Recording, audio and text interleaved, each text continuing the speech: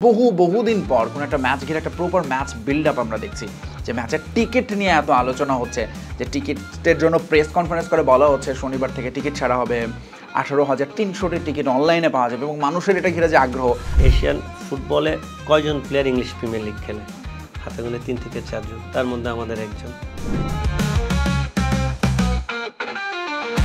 জাতীয় স্টেডিয়ামের কথা যখন বলছিলাম, আসলে জাতীয় স্টেডিয়ামে খুব শীঘ্রই এখন যে ম্যাচটি ঘিরে এত আলোচনা, এই প্রথম বোধহয় বাংলাদেশের কোনো ম্যাচ ঘিরে, এই প্রথম না ঠিক, ইন্ডিয়ার সঙ্গে ম্যাচে হয়েছে অফকোর্স সেটা হামজা চৌধুরীকে নিয়ে, কিন্তু ঘরের মাঠে বহুদিন পর কোনো একটা ম্যাচ ঘিরে একটা প্রপার ম্যাচ বিল্ড আপ আমরা দেখছি যে ম্যাচের টিকিট নিয়ে এত আলোচনা হচ্ছে যে টিকিটের জন্য প্রেস কনফারেন্স করে বলা হচ্ছে শনিবার থেকে টিকিট ছাড়া হবে 18,300টি টিকিট অনলাইনে পাওয়া যাবে এবং মানুষের এটা ঘিরে যে আগ্রহ।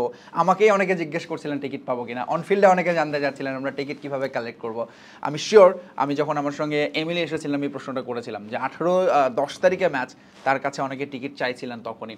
সেম আপনার এরকম অভিজ্ঞতা আছে কিনা, এই ম্যাচটা ঘিরে মানুষের আগ্রহ কেমন দেখতে পাচ্ছেন? স্বাভাবিক, অনেকে ফোন করতেছে যে টিকিটের জন্য। আসলে আমরা খেলা ছাড়ার পরে মানে স্টেডিয়ামে যাই খেলা দেখা হচ্ছে 1-2 বার, তাও টিকিট কিনেও না। টিকিট মানে ইচ্ছা, ওইভাবে ইচ্ছা হয়, বাট ইচ্ছা থাকা সত্ত্বেও অনেক সময় যাওয়া হয় না।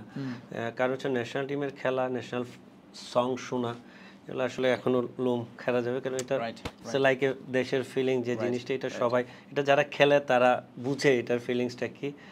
আমার মনে হয় যে এখন যে প্রেশারটা, টিকিটের প্রেশারটা, এটা আসলে থাকাটাই স্বাভাবিক।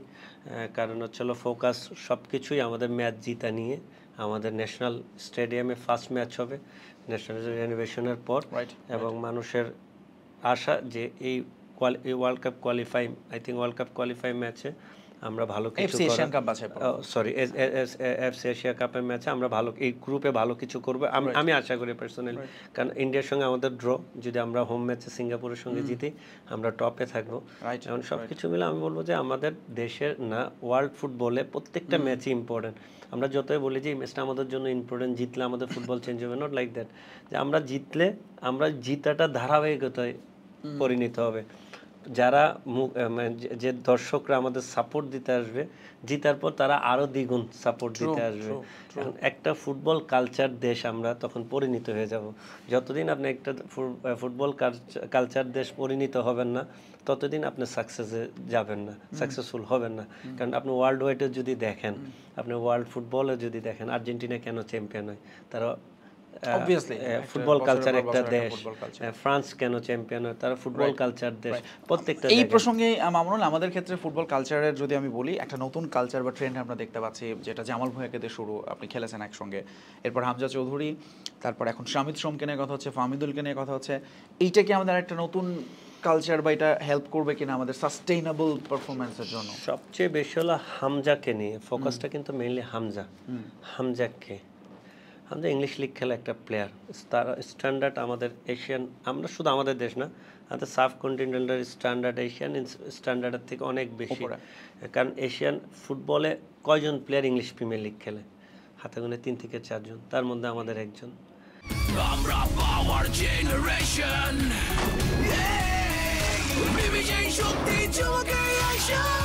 পাওয়ার চুমুকে অ্যাকশন। তাহলে ওকে নিয়ে এই ধরনের এনভায়রনমেন্ট বা এই ধরনের কালচার, মানে সাপোর্ট, এই ধরনের কথাবার্তা হওয়াটাই স্বাভাবিক। এটা আপনাকে নিতে হবে, এবং তাকে নিয়ে আপনি কি করতে পারেন সেটা দেখার বিষয়। আপনি তাকে নিয়ে কত দূর এগিয়ে যাবেন। কারণ একটা প্লেয়ারের এজ, মানে একটা প্লেয়ারের পারফরমেন্স সবসময় থাকে না। 2-3টা বছর বলেন, 4টা বছর বলেন, 5টা বছর বলেন, পিক পারফর্ম থাকে। এই পিক পারফর্মে আপনি তাকে দিয়ে দেশের ফুটবল কতটুকু ইমপ্রুভমেন্ট করতে চাচ্ছেন, সব কিছু মিলে আমাদের ফোকাসগুলি ওই দিকে হইতে হবে। তাকে ঘিরেই কিন্তু বাংলাদেশের ফুটবল এখন, তাকে নিয়ে সবচেয়ে আলোচনা। Now he is a superstar in আমাদের বাংলাদেশের। আপনাকে চিন্তা করতে হবে এখন তাকে নিয়ে আমাদের কি করণীয়। এটা হলো ম্যানেজমেন্টের ব্যাপার। আর আমরা যারা সাপোর্টার, এখন আমি তো সাপোর্টার, কারণ আমি খেলা দেখব, সাপোর্ট করব প্লেয়ার, দ্যাটস আমাদের কি করণীয় হচ্ছে, আমাদের সাপোর্ট করা উচিত বেশি করে পজিটিভলি।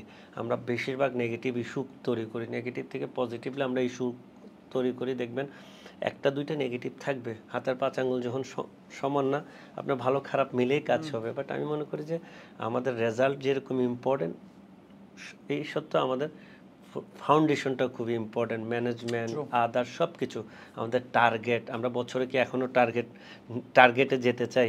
আমাদের ন্যাশনাল টিমের কোনো টার্গেট এখনো কি করা হয়েছে, সেট করা হয়েছে? আমাদের একটা গোল থাকতে হবে, আমাদের গোলগুলি আমরা কিভাবে যেতে পারবো সেটা আমরা সবার কাছে বলবো, অনেকে বলবে। বাট আমি যদি গোলই বলতে না পারি, আমি হঠাৎ এক ম্যাচ জিতলাম, পরে 2 ম্যাচ হারলাম, এটাতে কোনো আপনার ইমপ্রুভমেন্ট থাকবে না। আপনি এক ম্যাচ নিয়ে খুশি থাকবেন, পরের 2টা ম্যাচ নিয়ে আপনি আবার নিচে যাবেন। আমাদের কিভাবে day by day improvement, day by day আমাদের প্লেয়ারদের কিভাবে আমি সাপোর্ট দিয়ে আমি রেজাল্টগুলি আনতে পারবো।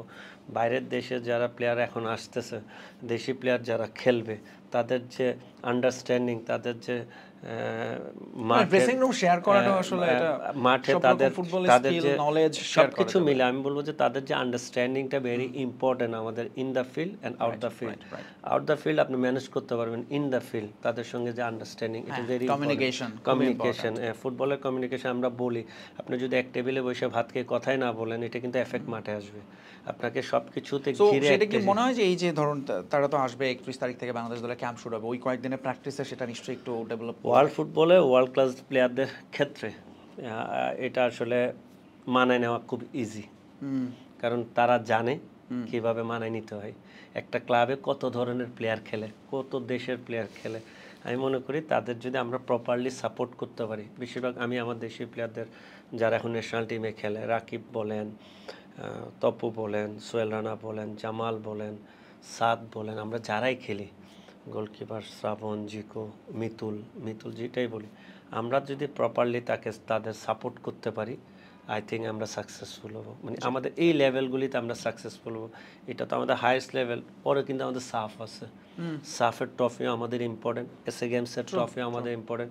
কিছুদিন আগে 19 সাফ ফুটবল হয়েছে, আমরা রানার্স আপ হয়েছি, ট্রাইবেগারে হারছি, আমরা জিততে গিয়ে হারছি। আমরা হার থেকে তো শিখতেছি।